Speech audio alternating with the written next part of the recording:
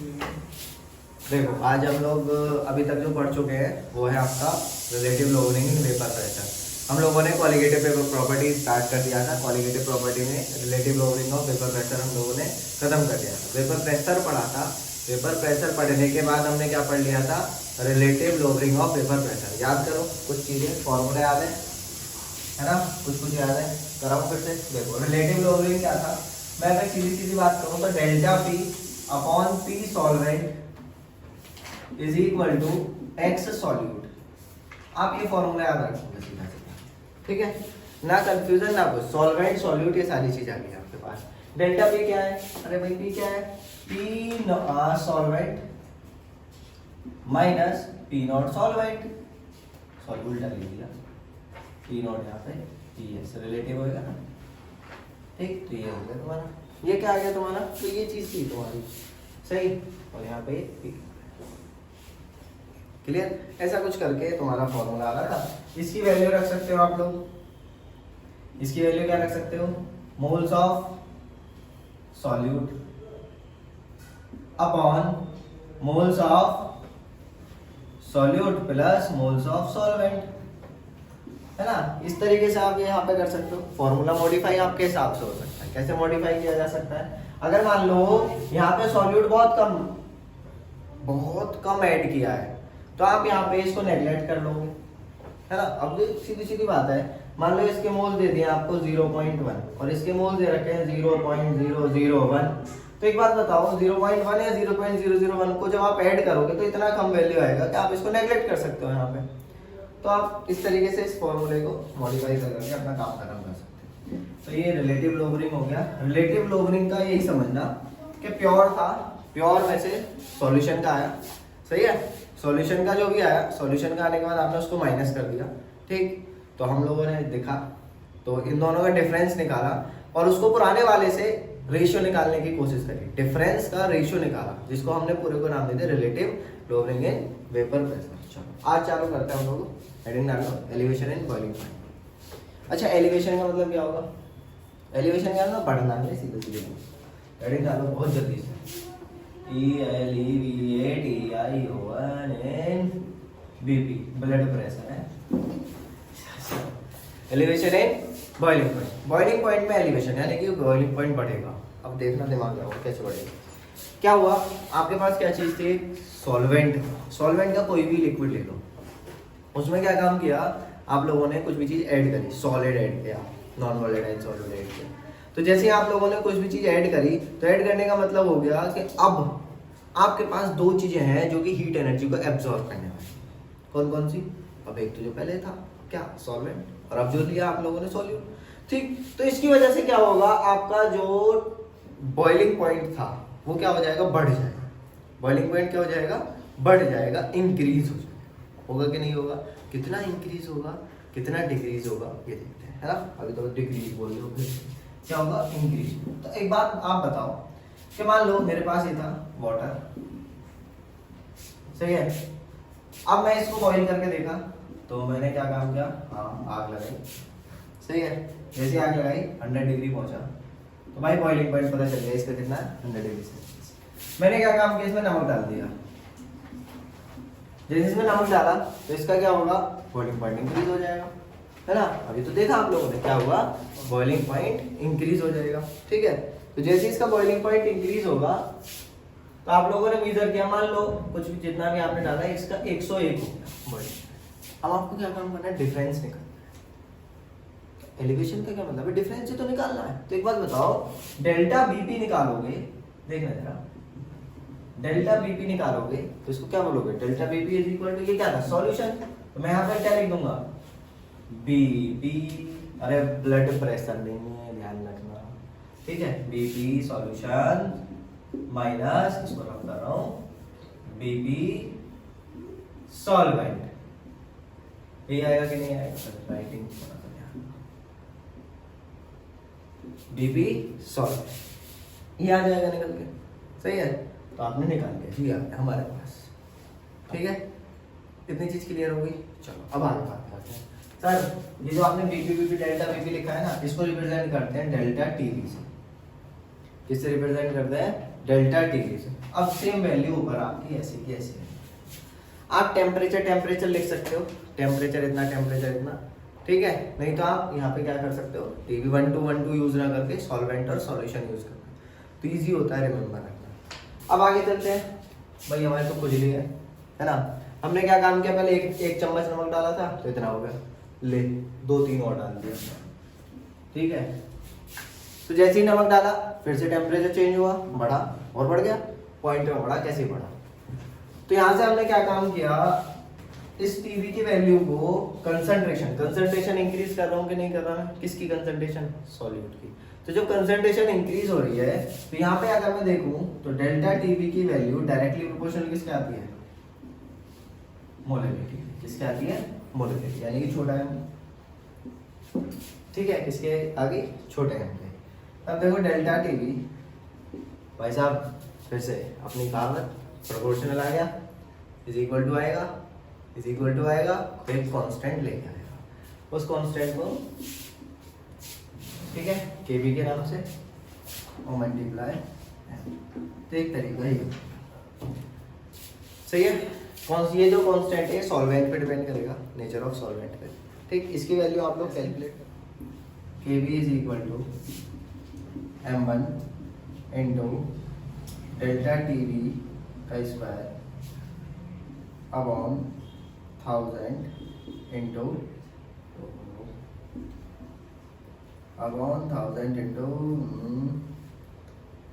Delta heat of vaporisation,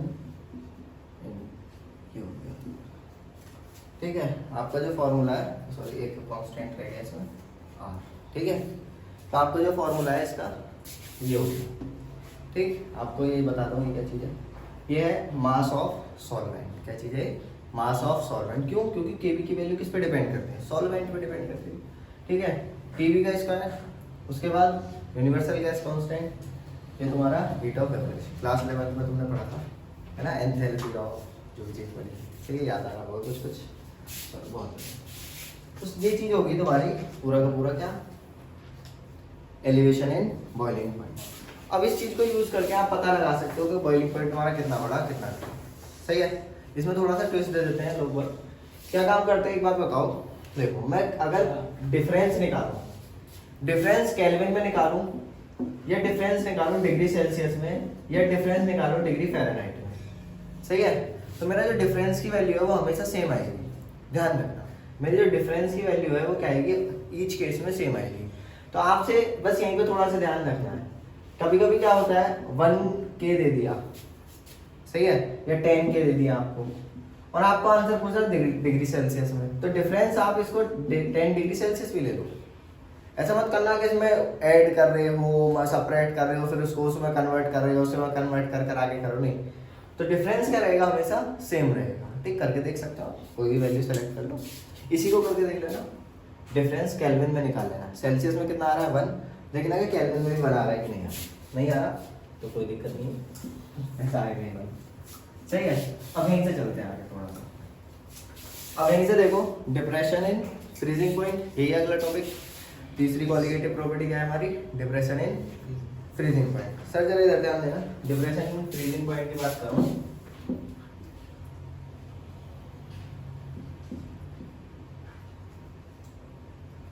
depression in freezing point. तो देखो depression का मतलब क्या है, फ्रीजिंग पॉइंट कम हो रहा है कि ज्यादा हो रहा है, फ्रीजिंग पॉइंट कम हो रहा है। तो यानी कि मेरे पास क्या था, वही पानी मैंने फ्रिज में रखा, फ्रिज में रखने के बाद जमाया तो पता चला भाई 0 डिग्री सेल्सियस पे जम गया। मैंने इसमें नमक डाल दिया, ठीक है, नमक डालते और बाद नमक डाल दो, हाँ चीनी डाल दो, सही है। जैसे तुमने इसमें कोई सॉल्यूट डाला, सॉल्यूट डालते पता चला भाई अब ये कितने पे जम रहा है, ये कम पे जम रहा है, -1 पे जम रहा है ना। तो क्या हुआ, इसका फ्रीजिंग पॉइंट इंक्रीज हो गया कि डिक्रीज हो गया? ऑब्वियस बात है, डिक्रीज हो गया। ऐसा क्यों हो रहा है, क्योंकि तुमने जब सॉल्यूट डाला तो हीट एनर्जी जो थी रिलीज हो गई, जो भी हो रहा है। तो क्या हो रहा था, किसकी एनर्जी और आ रही है इसमें, किसकी आ रही है, सॉल्यूट की ओर आ रही है ना। सॉल्वेंट तो उतना ही था और साथ में किसकी आ रही है, सॉल्यूट की, ठीक है। तो इतनी चीज होगी क्लियर। अब सेम चीज चलने वाली है हमारी, जरा देखना। अब डिफरेंस निकालोगे, डिफरेंस निकालो। तो कैसे निकालोगे भाई, ज़्यादा माइनस कम, ऑब्वियस बात, मैंने डिफरेंस बोला तो मैंने चेंज तो नहीं बोला, मैंने बोला डिफरेंस। तो यहाँ पे डेल्टा टी एफ की वैल्यू, वहाँ पे क्या था डेल्टा टी वी, अभी करा है सेम चीज चलने वाली, बिल्कुल सेम है बिल्कुल। तो क्या होगा यहाँ पे freezing point of solvent minus है ना, फ्रीजिंग पॉइंट ऑफ सॉल्यूशन, ये हो जाएगा आपका। और इसके बाद क्या करोगे आप, ठीक है, इसके बाद क्या काम करोगे देख लो इसको और क्या करोगे, सही है। फिर उसके बाद हमने फिर से एक्सपेरिमेंट करने शुरू करे, पता चला कि एफ की वैल्यू डायरेक्टली प्रोपोर्शनल होती है किसके, मोलैरिटी के, सही है, ध्यान रखना मोलैरिटी नहीं है, मोलैरिटी है, सही। हाँ दिमाग में चीज आई, मोलैरिटी क्यों ले रहे हैं, मोलैरिटी क्यों नहीं ले रहे, क्योंकि वॉल्यूम आते ही तो कंसंट्रेशन चेंज हो जाएगी, और कंसंट्रेशन चेंज हुई तो हमारा पूरा आंसर बदल जाएगा। तो यहाँ पे कि किसको प्रीफर किया जाएगा, जहाँ जहाँ टेम्परेचर में चेंज होगा ना, ध्यान रखना वहाँ मोलैरिटी को प्रीफर किया जाएगा, ना कि मोलैरिटी, सही है। अब आगे देखो, तो डेल्टा टी एफ तो कांस्टेंट आया, मोलर एलिवेशन कांस्टेंट एफ, के एफ की वैल्यू कैसे निकालोगे, सेम चीज है, बस यहाँ पे क्या काम करोगे, हीट ऑफ फ्यूजन का सेम, बिल्कुल सेम। तो ये हो गया आपका क्या, एक चीज पता होनी चाहिए, जैसे उसके न्यूमेरिकल होंगे वैसे इसके न्यूमेरिकल हो जाएंगे, सेम है बिल्कुल, कोई अंतर नहीं है। यहाँ तक कोई दिक्कत, चले आगे बढ़े, किसी कोई प्रॉब्लम, चलो बहुत जल्दी जल्दी देखते हैं, इतना टाइम नहीं है हमारे पास। हाँ न्यूमेरिकल वगैरह कर देखो सर। अब अगर मैं आगे की बात करूँ तो लास्ट कॉलिगेटिव प्रॉपर्टी रहेगी हमारी, क्या है, ऑस्मोटिक प्रेशर। अच्छा ऑस्मोसिस तो पता होगा, ऑस्मोटिक प्रेशर समझ आएगा, इसको पाई से रिप्रेजेंट करते हैं, किससे रिप्रेजेंट करोगे, इसको पाई से रिप्रेजेंट करोगे। तो ऑस्मोटिक प्रेशर की अगर मैं बात करूं तो देखो क्या होता है, पहले ऑस्मोसिस समझते हैं।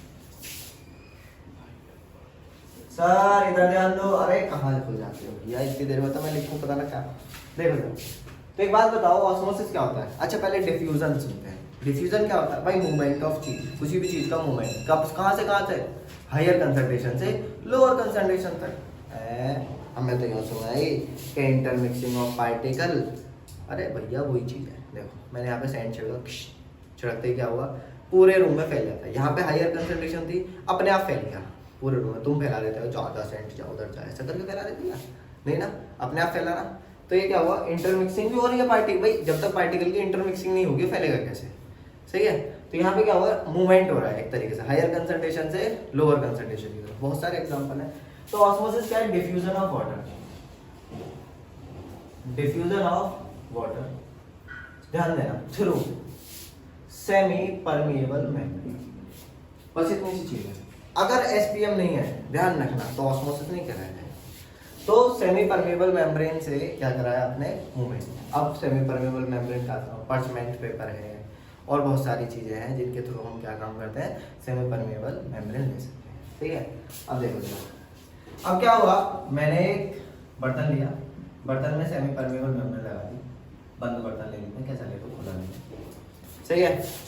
मैंने क्या काम किया, बर्तन लिया, बर्तन में क्या काम किया, सेमी परमेबल मेम्ब्रेन लगा दी, यहाँ लिख दे रहा हूँ एसपीएम, शॉर्टकट कर लेते हैं। एक तरफ बढ़ जाए साफ पानी, पानी वाटर, ठीक है, ठीक, या डाइल्यूट लिख दे रहा हूँ, डाइल्यूट सॉल्यूशन। एक तरफ लिख दिया सर कंसंट्रेटेड,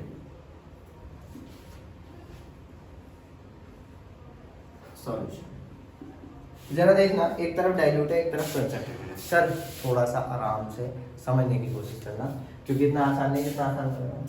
डाइल्यूट का मतलब क्या है, इधर पानी ज्यादा लिख लूँ, H2O ज्यादा, यानी कि इसका मतलब इसमें सॉल्यूट क्या होगा, सॉल्यूट क्या होगा, कम। इधर देखो H2O कम और सॉल्यूट, सर कैसे ज्यादा, अरे दो सॉल्यूशन को कंपेयर कर रहे हैं हम। कंसंट्रेटेड का मतलब क्या, उसमें ज्यादा है, डाइल्यूट का मतलब है सेम चीज है लेकिन उसमें कम है। जैसे H2SO4 का HCl का सॉल्यूशन प्रिपेयर करोगे तो उसमें ये चीज है, डाइल्यूट कंसंट्रेटेड। आप समझ में आ गया होगा, ठीक है। चलो तो इसका मतलब सर तुम चम्मच से समझा दो, चम्मच से समझा दो। चम्मच से कैसे, एक गिलास लिया, उसमें 1 चम्मच नमक डाला, एक दूसरा गिलास लिया, उसमें 5-6 चम्मच डाल दिया, तो 5 चम्मच वाला जो है वो कैसा हो गया, कंसंट्रेटेड, और दूसरा वाला क्या हो गया, डाइल्यूट हो गया ना। चम्मच ज़्यादा समझ में आता है, है ना? ये करते हैं ना चम्मच को आराम से। तुम्हारी चम्मच कैसी है वो तुम जानो। सही बेटा, सॉरी देखो जरा क्या हुआ। अब कराऊँ ना, थके इतनी जल्दी। देखो क्या हुआ, वाटर इधर जाता है तो वाटर का मूवमेंट होना स्टार्ट हो जाएगा, H2 का मूवमेंट होना स्टार्ट होगा। अब देखना जरा मैंने क्या काम किया, वाटर का मूवमेंट हो रहा था, अच्छा खासा ठीक ठाक चल रहा था वहां पे। मैंने क्या काम किया, यहाँ पे पिस्टन लगाया, बंदूक लगानी शुरू कर दी। पिस्टन ठीक है ना। मैंने क्या काम किया, पिस्टन लगाया। सर हमें ये पिस्टन आज तक समझ में नहीं आया। अब पिचकारी तो दी है, पिचकारी में तुमने खूब जोर लगाया उसमें, पिस कर करके। क्या है वो, पिस्टन ही तो है और क्या चीज़ है। ठीक है, समझ में आया। तो क्या है, पिस्टन लगाया, मैं यहाँ पे प्रेशर एक्सर्ट कर रहा हूँ। देख रहे हैं यहाँ से वाटर कैसे क्यों मूव हो रहा होगा, क्योंकि यहाँ पे प्रेशर ज्यादा है, यहाँ पे प्रेशर कम है। इधर प्रेशर कैसा है, ज्यादा, इधर प्रेशर कैसा है, कम। तो भाई साहब क्या हो रहा होगा, मूवमेंट हो रहा होगा कि नहीं हो रहा होगा। हाँ ऑब्वियस बात है, हाई प्रेशर से लो प्रेशर मूवमेंट होता है चीज का। मेरा मतलब सांस अंदर की हाई प्रेशर हो गया, बाहर निकाल दी लो प्रेशर की तरफ मूव हो गई। ठीक है, अंदर क्यों जा रही है, क्योंकि बाहर ज्यादा प्रेशर है, अंदर कम प्रेशर, मूव हो गया। ठीक है, भाई गुब्बारा फुला रहे हो, सही है। तो इतनी चीज क्लियर है, यहाँ तक कोई दिक्कत। देखो तो यहाँ पे क्या हुआ, मूवमेंट शुरू हुआ, वाटर का मूवमेंट होना स्टार्ट हो गया। मैंने क्या काम किया, पिस्टन लगाया। पिस्टन लगाने के बाद मैंने प्रेशर लगाया। अब मैंने इतना प्रेशर लगाया कि ये जो ऑस्मोसिस हो रहा था रुक गया। मैंने क्या काम किया, ये जो ऑस्मोसिस हो रहा था बिल्कुल जस्ट उसके इक्वल प्रेशर लगा दिया। तो जो मैंने प्रेशर एक्सर्ट किया उसी प्रेशर को क्या बोलूंगा, ऑस्मोटिक प्रेशर। इसका मतलब सर जरा ध्यान देना, इधर से इधर मैं वैल्यू तो निकालूंगा ना प्रेशर की। कैसे निकालूंगा, यहां से यहां कोई ना कोई प्रेशर एक्सर्ट हो रहा था जिसको मैंने पाई से रिप्रेजेंट कर दिया, और मैंने बाहर से क्या लगा दिया, पी एक्सटर्नल लगा दिया। तो पाई की वैल्यू और पी एक्सटर्नल की वैल्यू क्या हो जाएगी, इक्वल।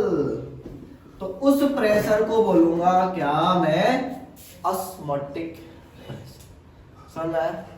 इस ऑस्मोटिक प्रेशर की value pi is equal to CRT। आप यहां से निकाल सकते हो। C क्या है, कंसंट्रेशन, पाई क्या है, पाई तो पता ही, ऑस्मोटिक प्रेशर। R क्या है, इसकी वैल्यू आप 8.3 कांस्टेंट है, सही है, 8.3 यूज करोगे। ठीक है, टेम्परेचर किसमें, केल्विन, सही है। इतनी सारी चीज हो गई, ये किस काम आता है ना, क्यों निकाल रहे हैं हम, आखिरकार क्या जरूरत आनी पड़ी इसकी। देखो जितनी भी हम क्वालिटेटिव प्रॉपर्टी पढ़ रहे हैं ना, इन क्वालिटेटिव प्रॉपर्टी से किसी भी अननोन सब्सटेंस का आप मास कैलकुलेट कर सकते हो, that is molecular mass. Concentration सब में आ रही है तो कंसंट्रेशन तुम्हें पता लग जाएगा, तुम्हें वॉल्यूम पता है, सब चीज पता है। और अगर अननोन चीज तुम्हें, भाई तुम प्रेशर तो यहाँ से आराम से निकाल सकते हो ना, तुम्हारे पास बैरोमीटर इतने सारे औजार है, तो आप क्या काम कर सकते हो, आराम से प्रेशर निकाल सकते हो। ठीक है, जैसे ही आप प्रेशर निकालोगे तो प्रेशर निकालने के बाद अब मान लो तुम्हें ये नहीं पता कंसंट्रेशन का क्या मतलब है, यहाँ पे मोलरिटी लेनी है। ठीक है, तो आप क्या काम करोगे, मोलरिटी लोगे, क्योंकि आप यहाँ पे टेम्परेचर दो तरीके से करोगे, वो प्रैक्टिकल है, प्रैक्टिकल में देखना। ठीक है, तो जैसे ही आपने यहाँ पे मोल्स अपॉन वॉल्यूम लिया, देखना जरा, तो मोल्स अपॉन वॉल्यूम आया आपका कंसंट्रेशन, तो मोल्स अपॉन वॉल्यूम ली, तो मॉलिक्यूलर वेट निकालना, तो मास तो तुम्हें पता है ना, तुमने कितना ग्राम डाला है कितना ग्राम नहीं डाला, और मोलर मास निकालना है आपको। तो मोलर मास क्या है, यहाँ से इजीली कैलकुलेट हो गया। तो ये चीज इस काम में आती है। तो बहुत सारे पॉलीमर्स या प्रोटीन्स हैं, इन सबकी कंसंट्रेशन, इन सबका जो मॉलिक्यूलर वेट है, इसके थ्रू आराम से हम लोग कैलकुलेट कर लेते हैं। सही है, आजकल तो और हाई फाई टेक्निक्स आ गई हैं जिनकी मदद से हम लोग क्या काम करते हैं, ये सब चीजें कैलकुलेट कर लेते हैं। यहाँ तक समझ में आया, तो हमारी क्वालिटेटिव प्रॉपर्टी समाप्त हो गई। ठीक है ना, यहाँ तक सारी क्वालिटेटिव प्रॉपर्टी खत्म। इसके क्वेश्चंस करने हैं, बहुत जल्दी से क्वेश्चंस करना, और करने के बाद सब चीज़ पूछना अपना। ठीक है, तो NCERT से कर लो, और अदर बुक हो तो उससे कर लो। ठीक है, चलो।